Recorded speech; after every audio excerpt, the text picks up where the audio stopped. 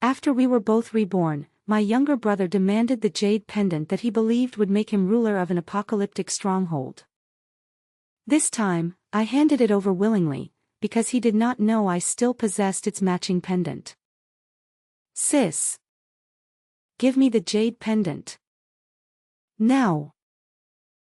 My younger brother suddenly burst into my room, shoved me to the ground, grabbed my collar, and fumbled at my neck, asking as he searched, "Where's the Jade pendant? Where is it?" I instinctively kicked him, and he slammed against the desk, his face twisted in pain. It was only then that I realized I was back in my room from before the apocalypse.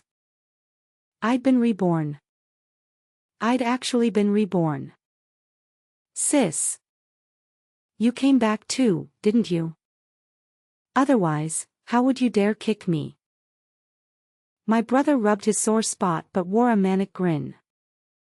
The Jade pendant. Hand it over. I need to drip blood on it to bind it to me. At that moment, Mom and Dad also walked into the room. Jindy, hand over the Jade pendant, Mom said, glaring at me fiercely. We've all been reborn. If you don't give it up now, we'll beat you to death right here. Hurry up. Dad raised his foot and kicked at me, and I quickly dodged. I remembered the agony of being torn apart by zombies back then, and my whole body trembled even now. So you can dodge now. You're reborn too, which saves me the trouble of explaining. Get the Jade pendant out now. I quickly begged, Mom, Dad, don't hit me. The Jade pendant isn't on me. I'll find it right now. I pretended to be scared, trembling as I got up, searching while thinking, last life, after they shoved me into the zombie horde, they must have gotten my Jade pendant, but they couldn't rebind it. This time, they're rushing me to hand it over, clearly trying to seize the first binding opportunity. Since they want it so badly, I'll give it to them. From the pages of a thick copy of A Brief History of Time, I pulled out a thumb-sized, dark green Hetian jade. I'd bought it from a Xinjiang vendor while traveling, for just over 300 yuan. Who would have thought it was a spatial artifact? The moment I took it out, my brother snatched it, bit his finger open with his teeth, and dripped blood onto the jade. Ha ha ha. I've got a space now. Jinlong, quick, try it, can you store things in there? Mom and Dad were beaming with excitement, faces flushed red. In an instant, they swept up every usable item in the house, leaving it spotless. I secretly gloated. Store away, store as much as you like. By the time they realized I was still there, over 10 minutes had passed. Mom suggested tying me up and tossing me to the zombies later, in case I sought revenge. I put on a mournful face and said sadly, Mom, Dad, you can't do this to me. The Jade pendant space has many functions. If you kill me, what if my brother runs into something he doesn't know how to use? That gave Mom pause.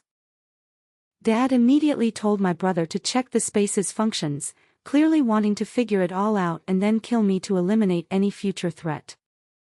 I was utterly heartbroken. My parents now were even more vicious than in the last life. I was their daughter too. How much had I suffered to keep the three of them fed and clothed back then? Why treat me like this?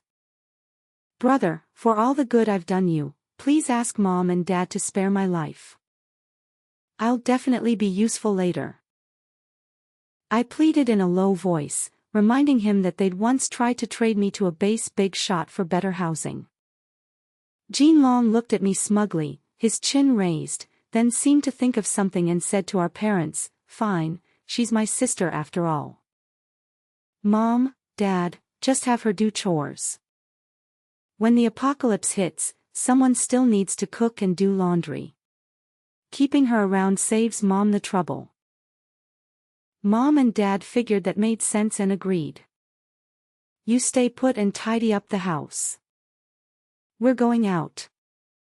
When we get back, I want dinner ready and the laundry hung up. Mom assigned me work that would take days to finish, threatening that if I didn't complete it, I'd face the consequences. The apocalypse hits tomorrow, there's no time to waste.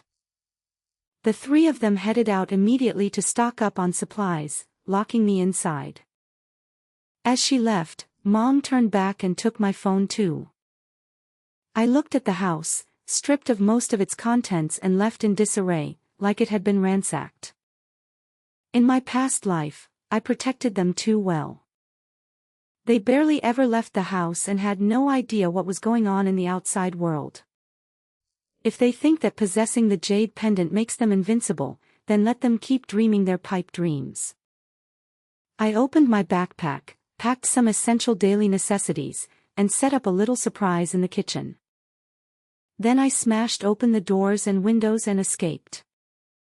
Fortunately, my ID card wasn't taken. I ran to the bank for a loan, but could only get 20,000 yuan in student aid. That was far from enough.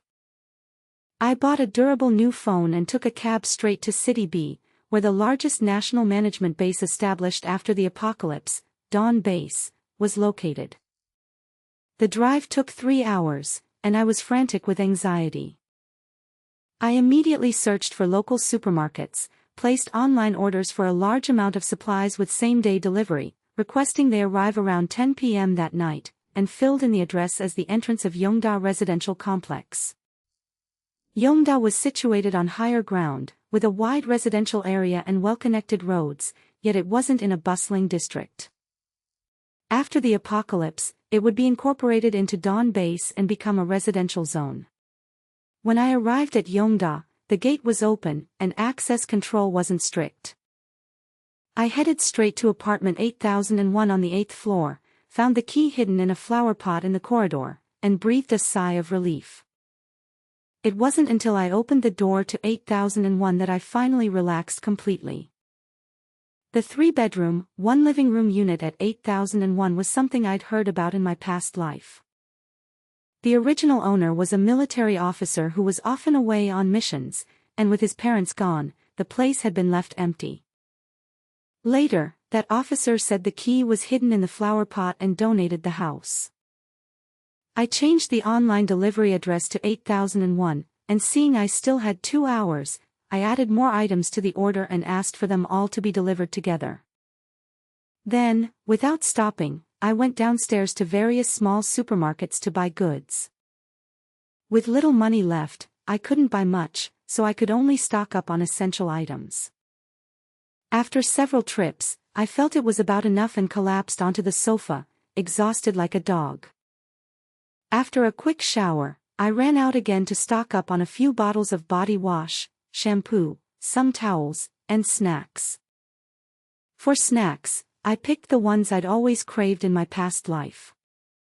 Back then, whenever I found something tasty, I could barely bear to eat it and would take it all home, hoping to earn my parents' praise. But they never said a word of approval, because my younger brother, Jinlong, always said it was never enough and even called the snacks I brought back garbage, making me go out late at night to find him endless chicken wings. My parents told me to go out and find them, and if I didn't need to come back that night. It was that very night that I got bitten by a zombie. I burned with fever all night and awakened my speed ability. That night was unbearably hard. When I returned, my parents still looked at me coldly, completely indifferent to the fact that I'd just brushed past death. My brother Jinlong, not getting his chicken wings, even split my head open. Blood dripped down and fell onto the secondary Jade pendant, a small round pendant carved from Hetian Jade, and I unlocked another space.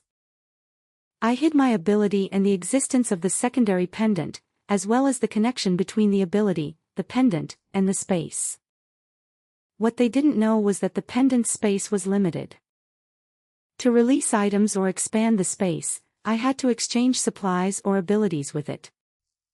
And the most important secret was this: the Jade artifact consisted of 2 linked pieces, one primary and one secondary. Now, my brother held the primary pendant, while the secondary pendant remained in my hands. The primary pendant feeds the secondary one. All the supplies the primary pendant consumed would be transferred, in large part, to my secondary pendant space. Just thinking about it made me excited.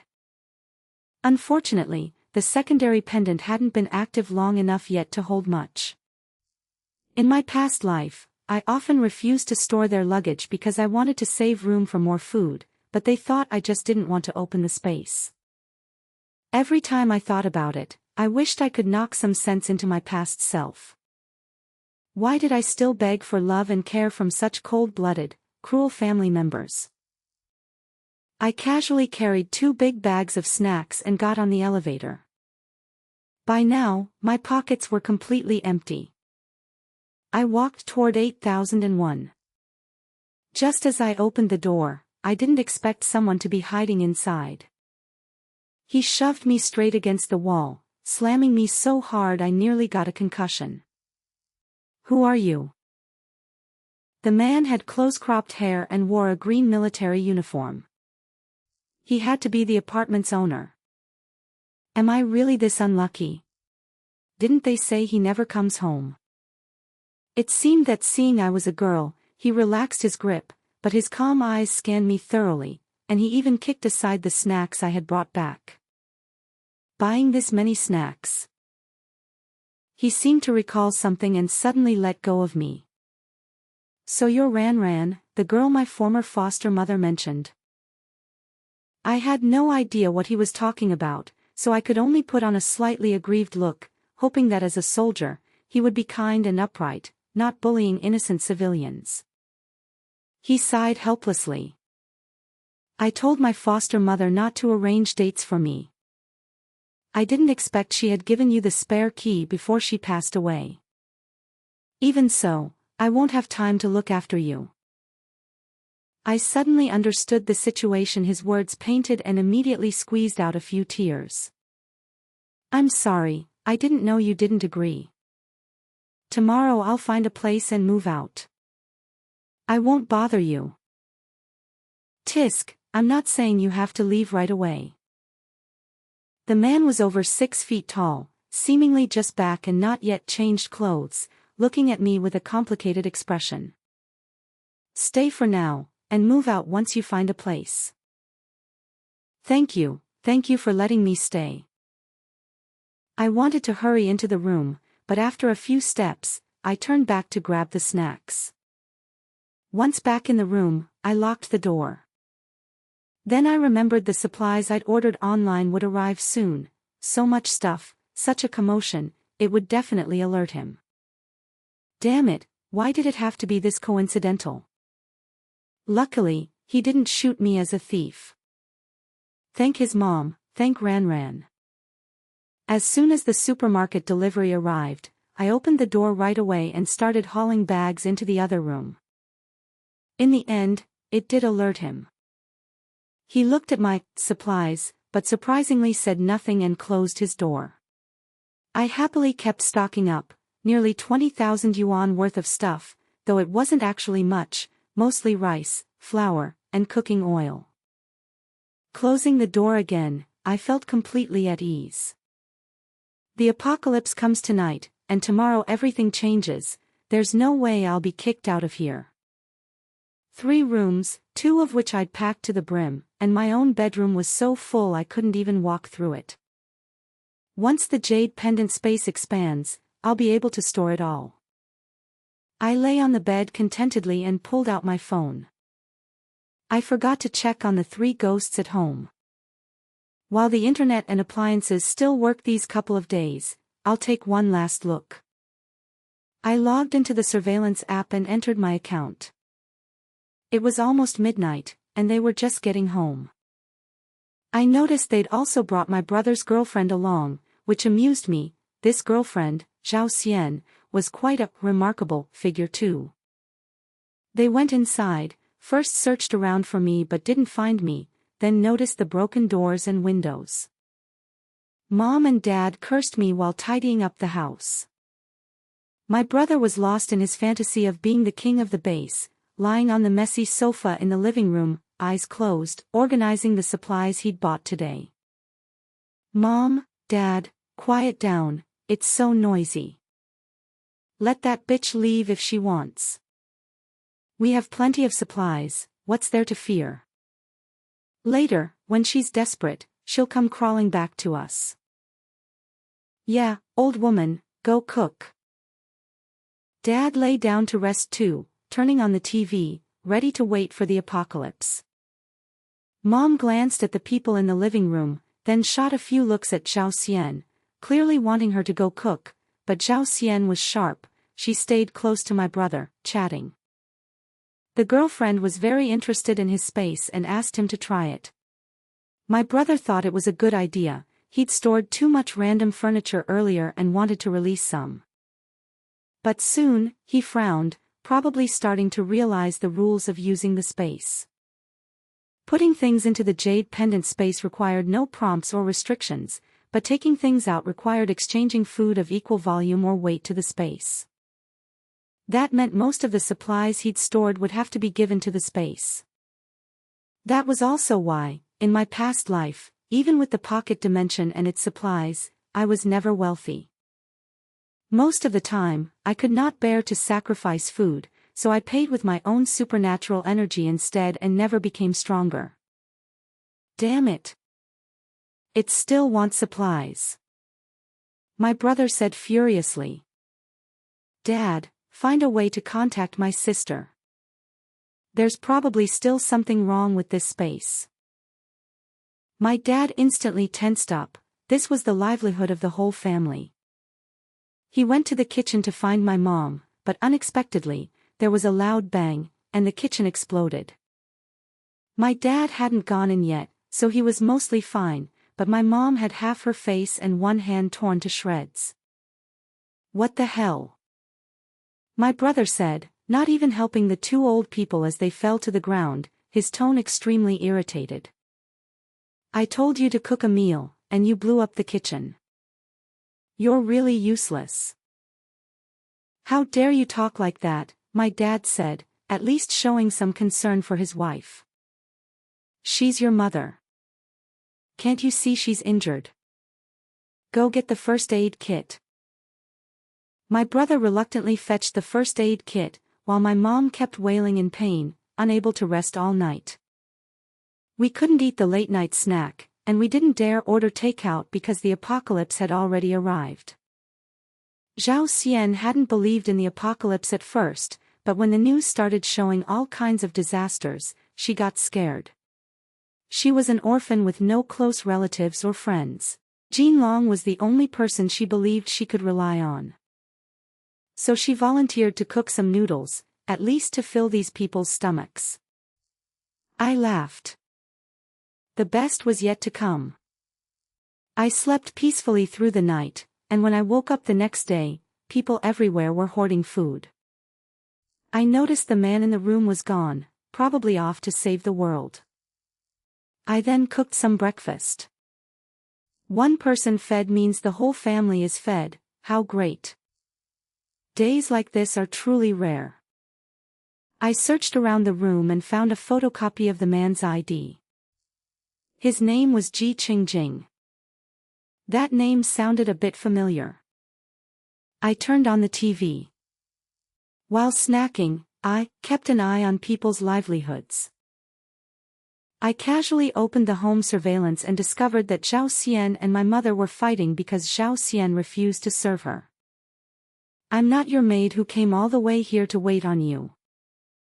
Eat it or don't, I'm not cooking for you anymore. Zhao Xian always considered herself a fairy, and she hated cooking the most. She'd been bullied into cooking for years at the orphanage. In my past life, when she came to find Jinlong, I was the one who cooked. She was pregnant and extremely picky about food. I risked danger to find her a few cans of pregnancy formula, but she still instigated my younger brother to snatch my space jade pendant, saying I must be hiding the good stuff. In this life, my mother wasn't so easy to push around. Although her face and hands were injured, her feet were fine. She kicked out with one leg. You live in my house, eat and drink everything that belongs to my son. How dare you hit me, I'll have my son throw you out. You old hag, how dare you kick me. The two of them tumbled into a fight, viciously pulling each other's hair. All right. Haven't you two argued enough? Jean Long just got up. I've got rice and grain in my space, can't the three of you manage to cook one meal? After that, Zhao Xian mostly hid in her room and wouldn't come out. My mother wanted to find me, but the family no longer had a working phone or any way to trace where I had gone. I stayed at 8001 for a few days. After the apocalypse began, the military quickly brought the area under control. Ji Qingjing occasionally came back to stay for a night, often appearing and disappearing mysteriously. While there weren't many zombies yet, I packed my backpack, grabbed a short blade, and went out. The longer I waited, the fewer supplies there would be. Mainly, I also hoped to regain my ability and use it to expand the subspace Jade Pendant space a bit more, otherwise, having that whole room of supplies sitting out in the open made me uneasy. Aside from coming into contact with the zombie virus, I didn't know any other way to get my ability back. I killed a few low-level zombies and arrived at a small convenience store. The supplies had already been looted. Ahead was a small convoy, with a military truck at the front. A man got out of the truck, my landlord, Ji Qingjing. Oh right, I remembered now. Ji Qingjing was one of the major figures in the early days of Dawn Base, with an excellent reputation among the people. The reason it was only the early days was because he died later. I looked around for a while but didn't find a good chance to come into contact with zombies. Instead, I overheard quite a bit of gossip. A skinny, tall young man in his 30s wearing glasses was complaining about Ji Qingjing. What's the captain thinking, being so good to these lowlifes, giving them stuff from his own home to use? But do they know gratitude? No, they just complain that our military can't provide food and lodging. Damn it all, a bunch of ungrateful scum, spitting at me. I'd seen this man before too. He stayed active at the base in the later period and was a subordinate of the later base commander.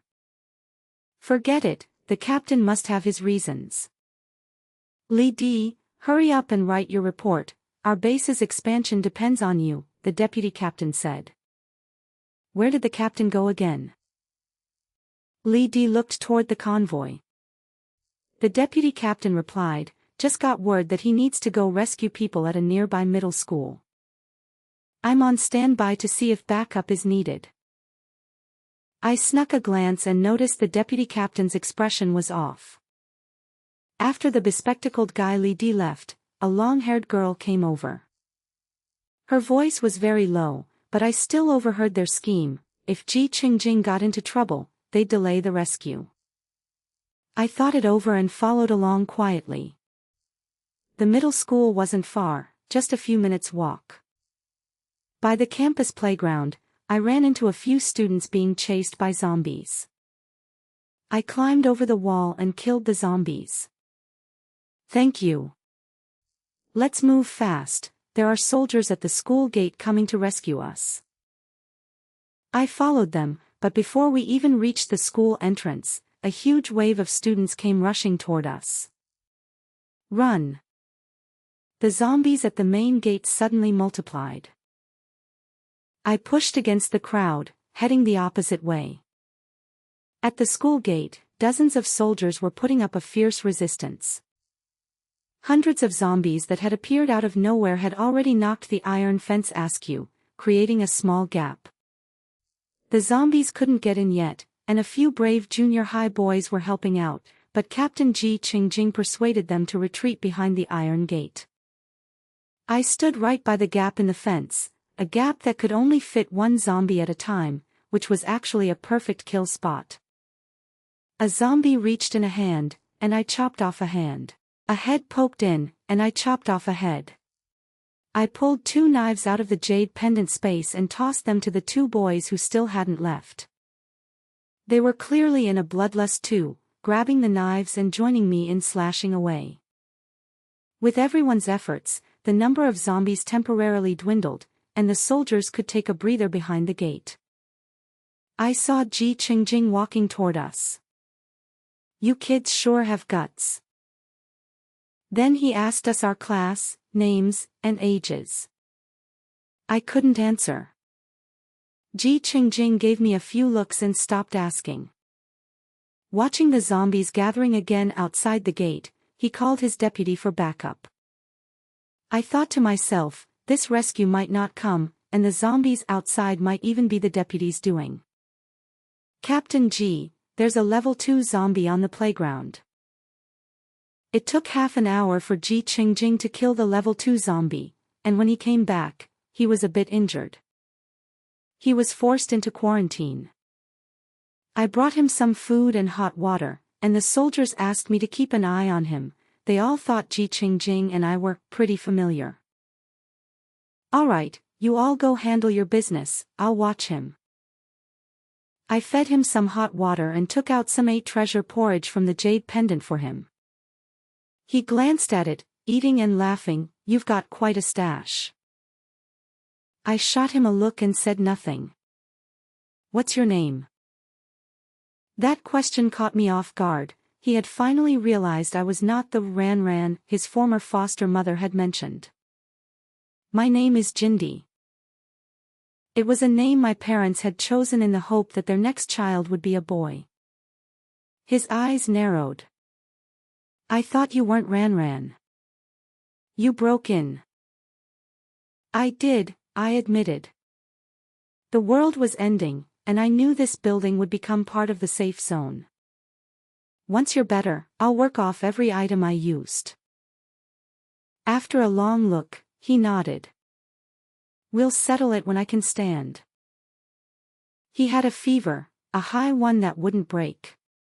I could only keep cooling him down physically, and I searched the space but found no fever medicine. Thinking about the kind of man he was, upright and handsome officers like him were rare, and it would be a shame to lose him. The Dawn base needed him too.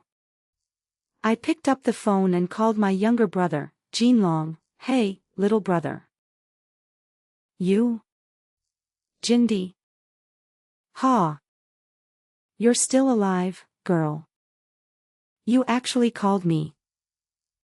My brother was clearly surprised, but soon his arrogant tone took over. "What, can't make it out there?" "That's right, about to die." I pretended to be weak and frail. "But little brother, you've discovered the secret of the Jade pendant too, haven't you?" On the other end of the line, my mother was again cursing me, calling me a damned bitch, asking where I'd run off to, saying I might as well die out there. Jinlong told everyone to shut up. Clearly, he wanted to have a proper talk with me about the Jade pendant issue. "Sis," Jinlong's tone began to soften, "the Jade pendant does have a bit of a problem. Just tell me how to solve it, and once it's solved, you're welcome back home anytime." I sneered inwardly. Now the advantage was in my hands. I told him about the Jade pendant having a secondary pendant, but said I'd given it to a friend back then, and now the friend refused to return it unless I could prove the secondary pendant was mine. "How do you prove it?" Jinlong pressed immediately. "You exchange some unimportant medicine, like antivirals or fever reducers. If my secondary pendant receives the medicine, that proves the 2 pieces are linked." "Sis, I'm not that stupid. You're short on medicine over there, aren't you?" Jinlong burst out laughing. "If you want proof, I can send you some flour." "Medicine, no." I answered casually, "Fine, either works. Flour and rice are fine too. You know the space only accepts edible resources." I was afraid you wouldn't give rice, so I switched to medicine instead. My brother was fooled by me. I knew he was suspicious by nature, and with such an ambiguous answer, he couldn't tell at all what I really needed. Sis, I can give you everything you want, but you must bring that secondary pendant back. I scoffed. If you won't give it, then forget it. I don't need it. I hung up immediately. Then I opened the surveillance feed. Inside the house, my mother was going crazy again. Her festering wounds hadn't healed, and she was rambling in the living room, saying she needed to find me, otherwise no one would cook. I only then noticed that all of them had lost a lot of weight. My brother also wanted to call me back. But I don't know where she is right now. That damned girl, she even dared to hang up on me. My father took the phone and called me. He threw out a command, "I'm telling you to get back here right now, with that secondary pendant. You hear me?" Humph, he still thought he was the head of the household.